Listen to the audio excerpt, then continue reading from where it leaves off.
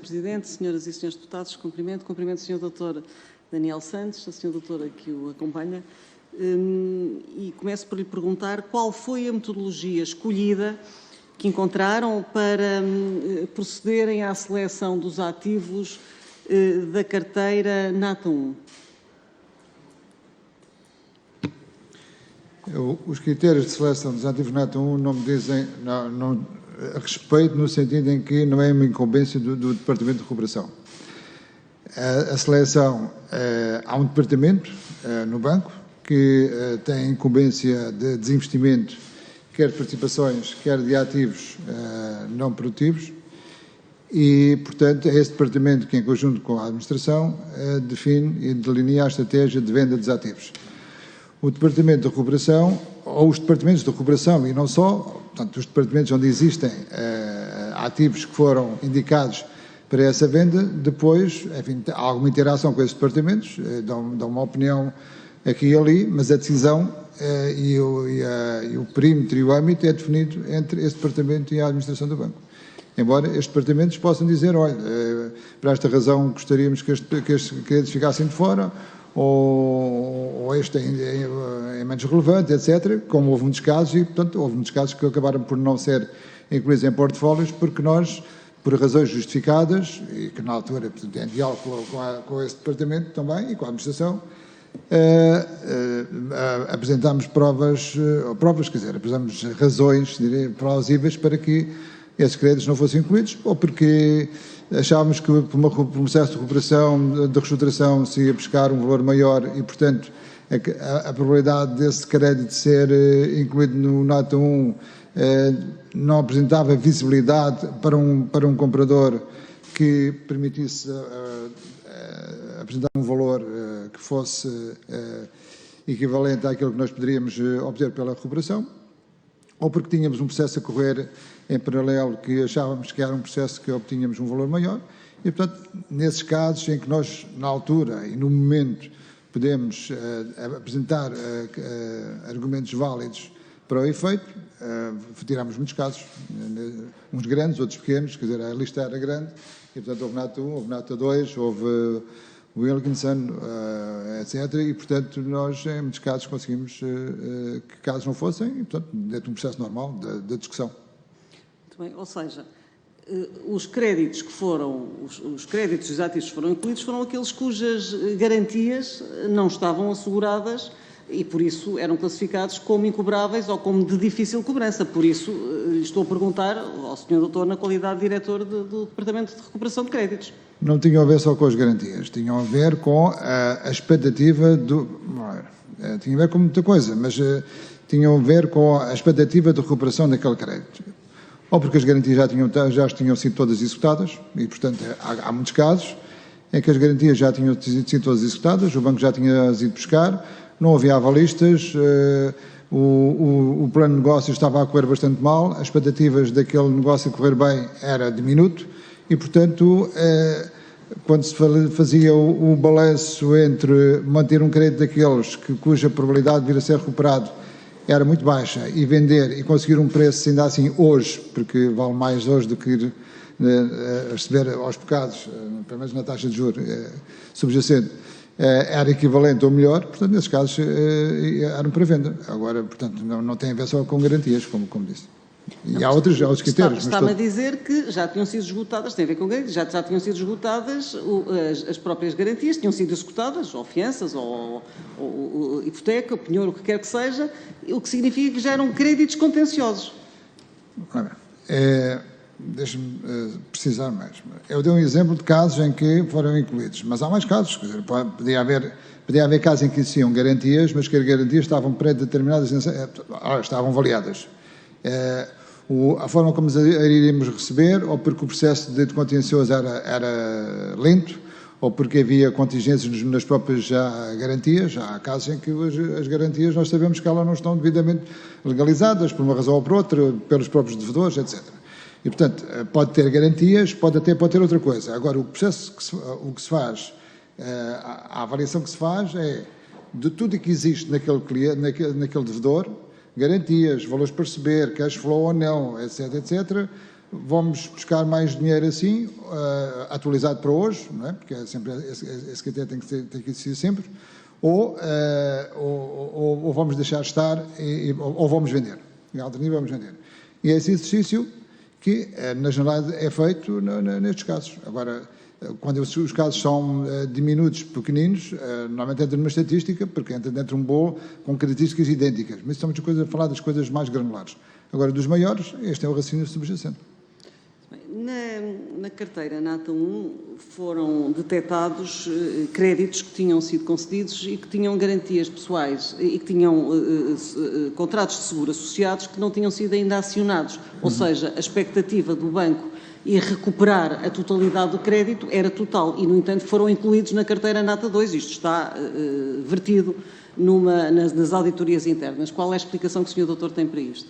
A ver, eu não sei explicar todos os créditos que foram incluídos no NATA 1, até porque o NATA 1 incluiu, como disse logo de início, carteiras e devedores de vários departamentos. Portanto, não sei se estamos a falar um que foi do meu departamento ou não, mas ainda que tenha sido. Portanto, o que se passa é o seguinte, as garantias que estão, o facto de não ter sido executado uma garantia ou... Estou-lhe a falar de contratos de seguros, Sr. Doutor. Contratos de seguros. Eu não estou a ver agora um caso de contrato de seguro da minha área, não sei se é da área de particulares ou não, mas por alguma razão, enfim, só explicando melhor só vendo o que é o caso em concreto e perceber o que é que se passou. Mas pode ter acontecido, mas como lhe disse, há vários departamentos a contribuir para os portfólios dos NATAs. Queremos perceber qual foi o cuidado que tiveram na escolha de ativos, de alienação de ativos, que estamos todos nós a pagar. Certo. E pergunto-lhe, vou-lhe ler, diz o relatório da auditoria, de agosto de 2020, que diz: foram identificados contratos com seguros de proteção ao crédito, ainda por acionar, sem tratamento diferenciado. Portanto, esta situação não havia sido acautelada pelo novo banco, no montante, a montante da operação NATA 1 tendo sido disputada por via de reclamações de clientes junto do Banco de Portugal. É uma situação grave, como o Sr. Doutor há de convir. Não tem que ser grave se na venda, e eu, como digo, não sou eu, e não é este departamento a que eu pertencia, que fazia a análise do valor do preço a receber na venda, porque isso não compete, eu discuto os créditos a incluir ou não, identifico os aspectos positivos e negativos numa discussão, mas depois a negociação, o preço de venda, o perímetro final, etc., não compete a este departamento. E, portanto, eu acho que não será grave, e eu penso que os meus colegas terão tido esse cuidado, com certeza, porque são gente profissional, e, portanto, terão tido o cuidado de olhar para que tipo de garantias é que tinha cada crédito, e ele foi devidamente valorizado no momento de definir o preço final. E, portanto, como isto foi um processo competitivo e todas as garantias eram valorizadas para efeito do preço final, portanto, eu admito, mas, como digo, não se vê o que discuto o valor e não se vê o que negocia esse valor, nem estou nessa frente, que esses ativos têm sido devidamente valorizados para o efeito da venda. Muito bem. Mas tinha-lhe perguntado, portanto, qual é a metodologia que escolhem para fazer a recuperação de créditos? O que recorrem a PERs, reestruturação de créditos, que tipo de garantias adicionais foram pedidas antes da alienação destes ativos? Bem, uma coisa é o processo de recuperação de crédito, depois outra coisa é o processo de venda. Quando há aumento para a venda, em princípio, todo o trabalho já foi feito olhando para a recuperação, não olhando para a venda. Portanto, quando um cliente vem para um departamento de recuperação, o que nós estamos a fazer é como é que vamos recuperar o dinheiro que lá foi colocado, independentemente se a solução depois é vender, ou recuperar, ou acionar, ou outra coisa qualquer. Porque senão já estaríamos enviesados na forma como trabalhávamos com o devedor.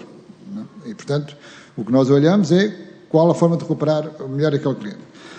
A recuperar o crédito daquele cliente. Há clientes em que nós olhamos para as contas, para as garantias, etc., e vimos que o cliente ainda pode ser alvo de uma reestruturação.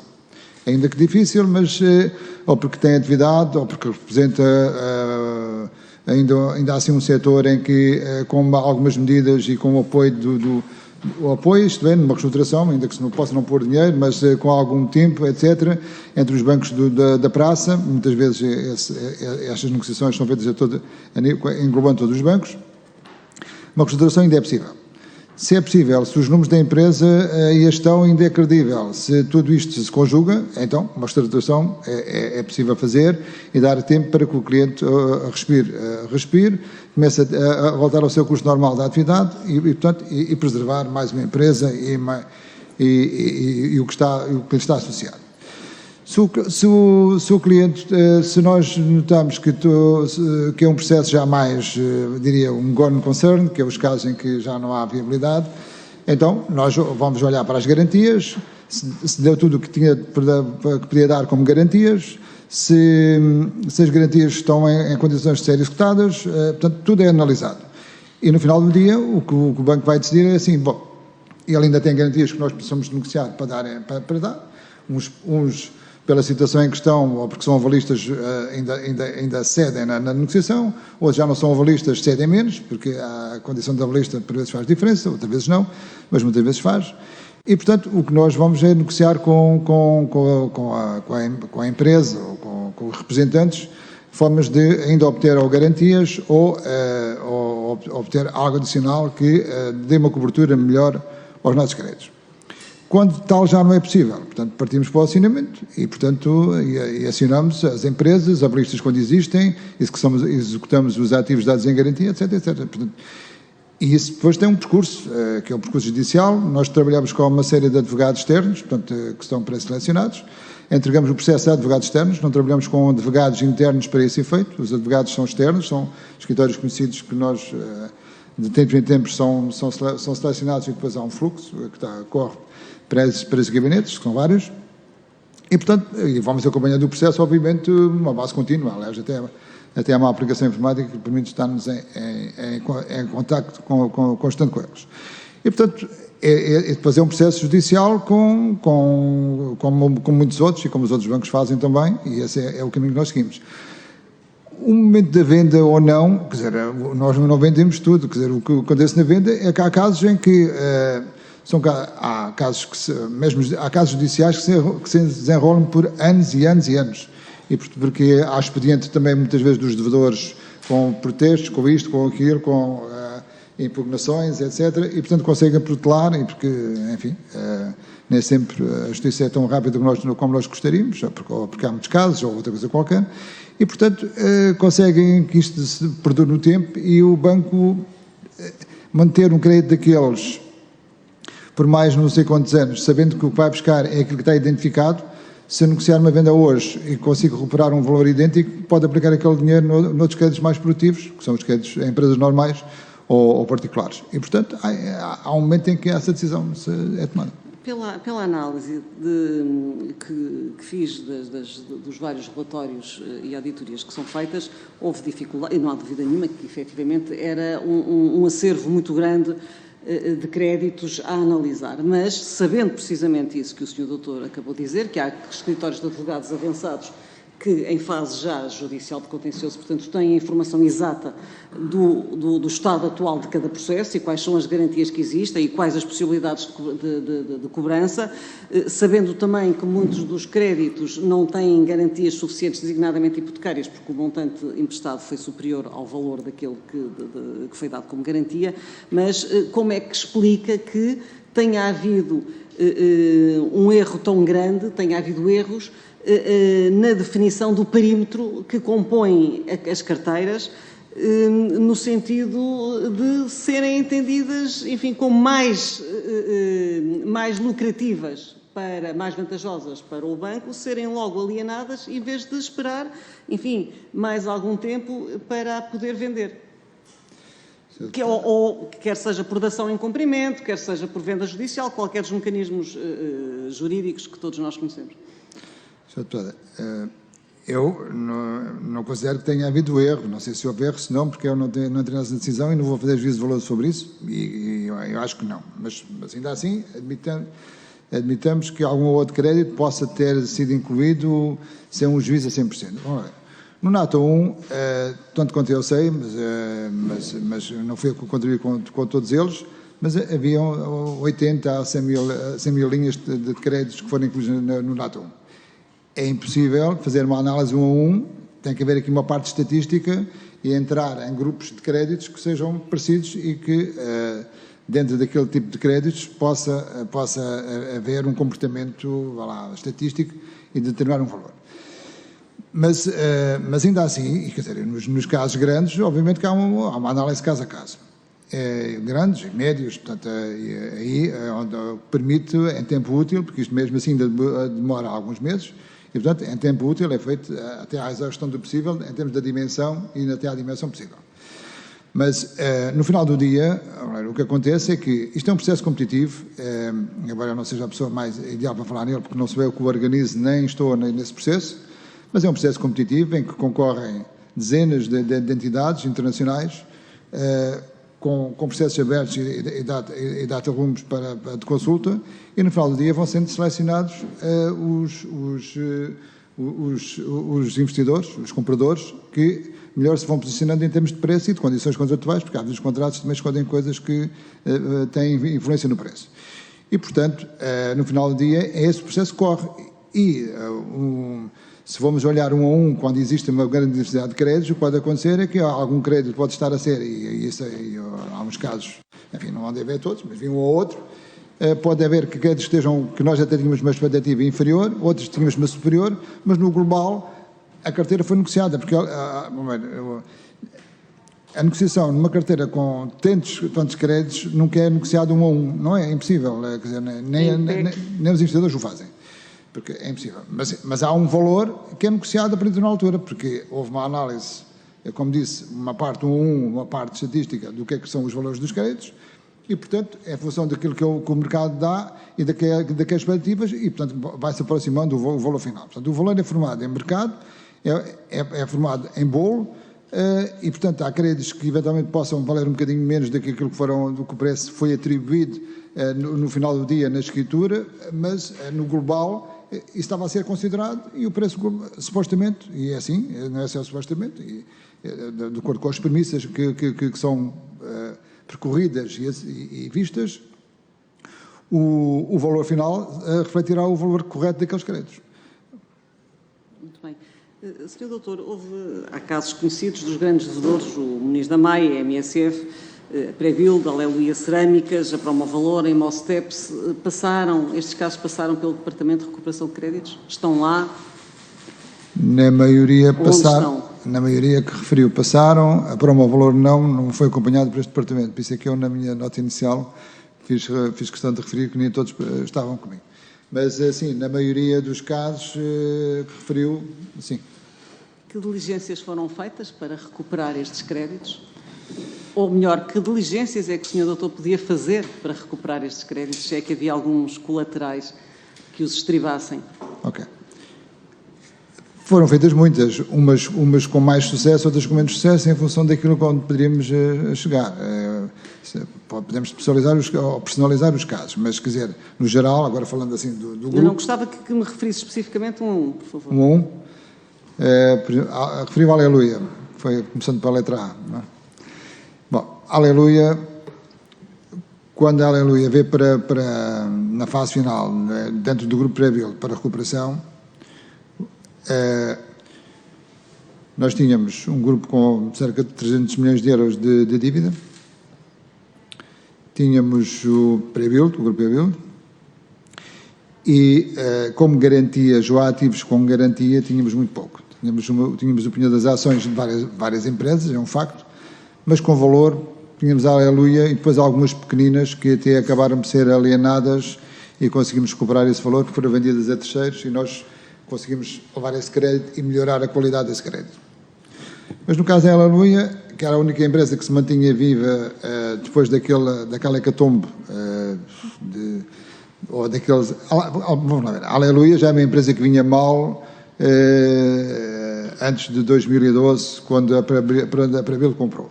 Quando a Pré-Build comprou, era suposto que eles iam adicionar gestão e capacidade, uma vez que havia, pelo menos a presunção ou a percepção de colegas meus, de que eles tinham a capacidade de exportar e, portanto, a recolocar a empresa em melhores condições, e, portanto, havia essa expectativa que a empresa corresse melhor do que aquele período até 2012. Quando ela voltou portanto, o Grupo Prebuild voltou para o nosso departamento em 2014, final de 2014, a empresa era a única que sobrevivia, portanto era o único verdadeiro ativo, mais aqueles pequenos que eu referi, e estava-nos dada em garantia, e para ser franco, era uma empresa que estava a ser desnatada, com vendas de exportações para empresas do grupo para outros países que depois não eram recebidos. Tínhamos denúncias de trabalhadores a vir até connosco a nos dizer isso, quando a empresa passou para nós, para atuarmos assim que pudéssemos, no sentido de ir buscar a empresa, porque senão deixaria de haver empresa dentro de pouco tempo. E as próprias contas da empresa, nós tentamos, estava a ser empolada para não dar prejuízos e, portanto, para esconder uma gestão completamente danosa desses 3 anos. Aliás, nós próprios depois fizemos a correção às contas e encontramos uma sobrefaturação nesses 3 anos em que foi aquela gestão Prebuild à volta de 19 milhões de euros também. Portanto, o que nós fizemos foi rapidamente arranjar maneira de tentar obter, de uma forma musculada, digamos assim, um mandato de venda sobre essa empresa, fazer a seguir um concurso aberto no mercado para colocar a empresa e tentar salvaguardar os créditos que nós lá tínhamos. Mas, embora já tivesse vindo uma empresa muito... nunca foi muito boa, mas já vinha muito mais... Mas tinha boas marcas, tinha mercados, etc. Portanto, ainda tinha algo para nós nos agarrarmos a ela. E, portanto, foi isso que nós colocamos no mercado de seguida, com o mandato de venda da própria Prebuild, para colocar no mercado. E foi isso que fizemos. No caso da Aleluia. Os outros ativos da Prebuild, sinceramente, o que havia, não havia mais nada. Havia o aval deles, nós executamos o aval, portanto, ele ficou insolvente. Mas não havia nada. Nós fizemos, inclusive, a pesquisa de bens, etc. Fizemos isso todo esse trabalho, mas não havia mais nada para onde ir buscar. E, portanto, é um caso, enfim, foi dramático para o banco, mas foi o que aconteceu. O Sr. Doutor esteve no BES e está agora no novo banco. Eu pergunto-lhe, deparou-se, com certeza, e nós sabemos isso ao longo da sua carreira, com inúmeras situações destas de ser concedido crédito, de resto esta concessão de crédito a figuras e a personalidades que ostentam uma vida faustosa e que não têm nenhum tipo de garantia, que não dão garantias a escurar o crédito, infelizmente tem sido comum e as pessoas ficam indignadas e têm dificuldade em perceber. Eu pergunto-lhe, estando o Sr. Doutor na recuperação de créditos, se havia alguma advertência, algumas recomendações, se em situações em que a administração, designadamente do BES, estes grandes devedores vêm daí, em que se sabia de antemão que não havia garantias, se chegavam a ir para o Departamento de Recuperação? Não, os clientes que vinham para a área de recuperação, na altura ainda não estavam na recuperação, estavam no acompanhamento, porque eu só vim para a recuperação em 2017. Criamos o Departamento de Recuperação de Empresas em 2017. Eles, mal foi concedido o crédito, entraram logo em cumprimento, não é? Cumprimento pois, mas muitos desses clientes mantiveram-se em áreas comerciais até muito tarde e, portanto, a visibilidade que... A minha, ou enquanto mesmo no acompanhamento, a minha capacidade de intervenção, aliás, muitas coisas nem tinha conhecimento, porque, quer dizer, nem teria que ter de acordo com a estrutura que havia, porque se era dado crédito a um cliente e se corria os órgãos respectivos da aprovação, portanto, eu não estava nesse fórum, portanto, não passava-me ao lado. Se era bem ou mal dado, e nem me era pedido a opinião sobre isso. E, portanto, depois o que tinha, o que depois mais tarde vinha a ter, os casos para resolver em função do crédito que foi dado. Mas eu não tinha intervenção nessa qualidade. Poderia haver outras áreas que podiam ser chamadas a intervir ou não, como caso de risco, etc. Mas, quer dizer, não era a minha área. Nem na reestruturação. Nós sabemos que eram créditos com maturidades muito grandes e quando chegavam à maturidade reestruturavam-se, não é? Isto era uma pescadinha de rabo na boca, andavam sempre assim e nunca se venciam. Sim, há vários casos assim, é um facto. Mas quando eles vinham para o acompanhamento, para fazer a reestruturação, era um caso em que já era pedir ajuda, já não era para considerar, já era para tentar ver o que é que se podia fazer com essas empresas. Muitas, e isto coincidiu também depois com a crise, começou nos Estados Unidos em 2008, e depois, aliás, o Departamento de Acompanhamento foi formado em 2008, já há uma forma a prever o que iria acontecer, e portanto vinham empresas que tinham apanhado com problemas setoriais e de economia, e vinham outras, enfim, com crédito menos, que não tinha tanto a ver com isso. E portanto, quando vinham para nós, já vinham, era para ver o que é que podíamos fazer. Umas podíamos fazer alguma coisa, outras não, já não podíamos fazer nada, e portanto, portanto tínhamos que mandá-las depois para a execução. E, portanto, porque o crédito estava concedido, as garantias associadas estavam feitas, quer dizer, nós depois ainda íamos tentar fazer alguma coisa aqui e ali onde havia, mas havia casos, se o crédito já estava do lado de lá, e quando já não havia garantias, ou porque não havia condições para ir buscá-las, por qualquer que fosse a razão, porque elas não existiam, ou porque havia força, ou não havia força para ir buscá-las, etc. Portanto, depois havia que trabalhar com o que havia para tentar recuperar. Relativamente a outros créditos que têm tido um percurso mais feliz, como o crédito da Motengil, da Martifer e da Teixeira Duarte, que diligências é que foram feitas e como é que foram, e qual é o estado em que estão neste momento? Desses três, só um deles é que passou por mim, foi a Martifer. A Martifer foi um caso gratificante porque quando veio para a minha área, ainda de acompanhamento, era uma empresa que vinha com problemas graves de equilíbrio económico e financeiro e de gestão. E na altura, no momento da passagem para o Departamento de Acompanhamento, na altura, a própria, porque isto tinha vários acionistas, tinha por um lado os irmãos Martins e por outro lado tinha também a Motengil na Martifer. E na altura a própria Motengil teve um ato importante, que ajudou a contribuir também para que nós tomássemos alguns outros também importantes, foi aportar alguma gestão adicional à empresa. Portanto, em parte, relegando parcialmente a gestão anterior, que estava mais dedicada só a uma parte dos acionistas, e a Motengil contribuindo também com alguma gestão. Mas para isso precisava de que os bancos olhassem em sério para a empresa e pensassem um business plan e uma de viabilidade para a empresa. Foi um trabalho muito árduo, meteu uma equipa minha a trabalhar durante muito tempo nesse caso. Envolvemos discussões com vários bancos, e tenho isto presente perfeitamente porque estive em vários bancos e com outros bancos e em vários sítios para tentarmos chegar e demos novos apoios à empresa na altura, porque achamos que havia confiança para dar novos apoios em função da nova realidade e do plano e das premissas para a construção desse business plan. Esse dinheiro foi concedido e garantias adicionais incluindo, e a empresa hoje é uma empresa que nós consideramos que é uma empresa de sucesso. E está a fazer o seu caminho, está a pagar a dívida e, na altura, se não tivéssemos apoiado essa empresa, seria certamente mais uma que hoje andávamos a executar os restos mortais, ou já teríamos feito, porque já foi há alguns anos. Portanto, esse foi o caso que passou por nós, os outros dois não passaram por mim. De alguns casos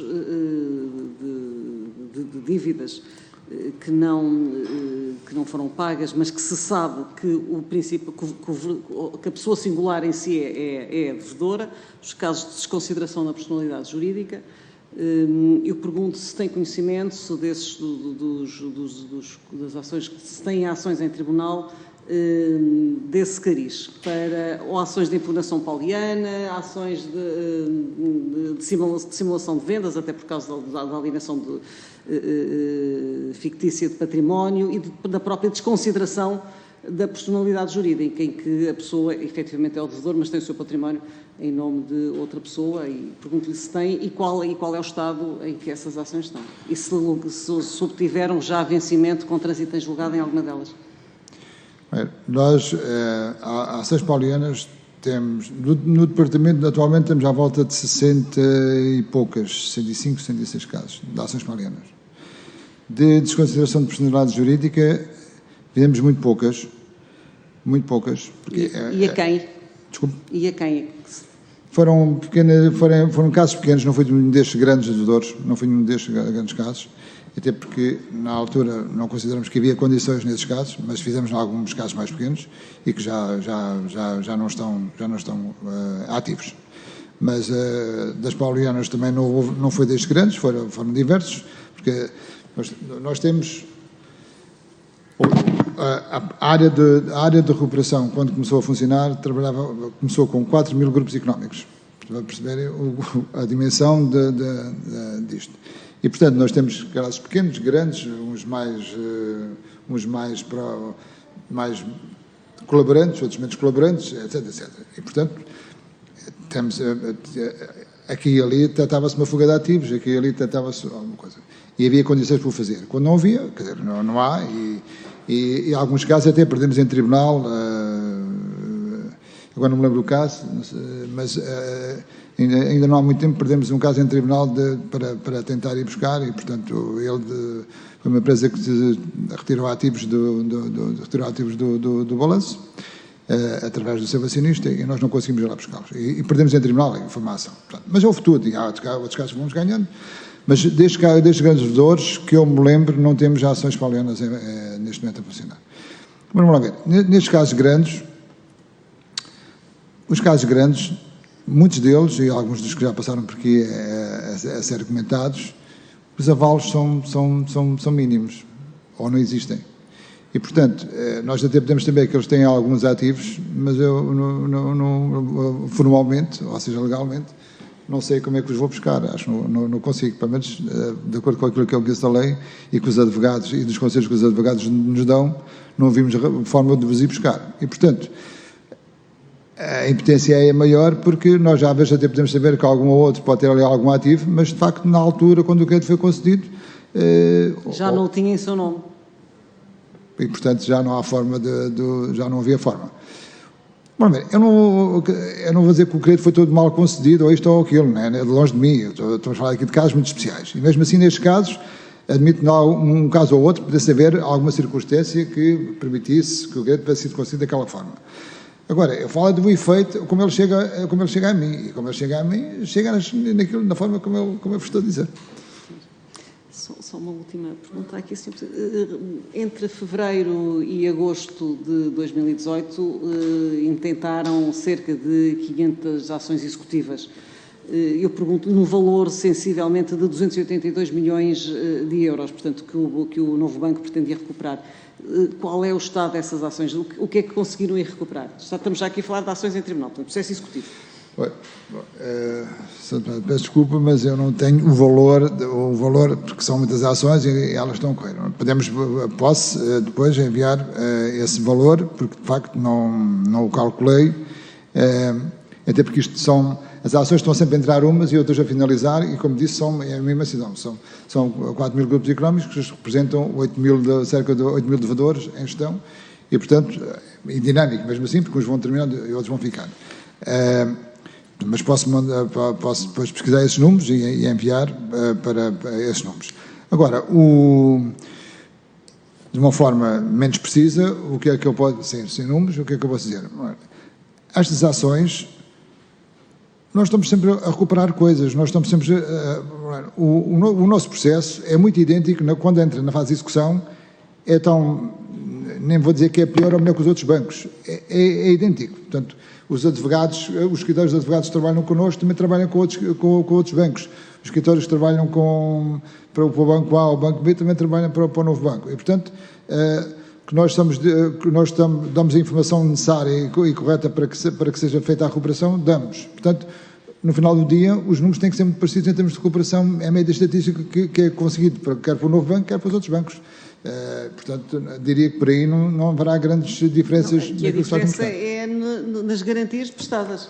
Como sabe, não é? A recuperação de créditos tem a ver com as garantias que são prestadas e que esses créditos têm a assegurá-las. Mas, deixa-me dizer o seguinte. Nós aqui, aquilo que mais diz respeito, ou pelo menos é aqueles casos em que vale a pena ou até perder o vosso tempo, são casos maiores e que representaram percas maiores quando se olha para eles e faz o grande bolo. E, portanto, nesse aí são os tais mais especiais e que poderá ter havido razões menos diferentes, um financiamento de ações, uma coisa qualquer que possa ter havido. Nos restantes casos, aquela massa dos clientes ou outros que vão entrando, são outros casos mais normais e que as garantias aí são as normais dadas, e em média são dadas como para outros bancos. portanto, porque entramos dentro daquilo que é a normalidade. Estes, de facto, são exceções, estes casos maiores são, alguns deles, não é? São exceções que justificam, de facto, a análise. Mas o resto, em média, quer dizer, mais coisa, menos coisa, e aquilo que nós vimos é que as garantias foram aquilo que foi pedido para dar no crédito, aquilo que foi pedido para ser concedido, e aquilo que foi constituído para efeito de colateral ou de garantia associada a esse crédito, é aquilo que é pedido normalmente. E que são empresas ou porque má estão, ou porque tiveram azar setorial, ou porque os capitais próprios em determinado momento não chegaram, ou por outra qualquer, e portanto tiveram o seu insucesso. Isso é a grande generalidade. Portanto, felizmente, quer dizer, é certo que são poucos e grandes, mas quer dizer, não era a corrente do banco, não era essa.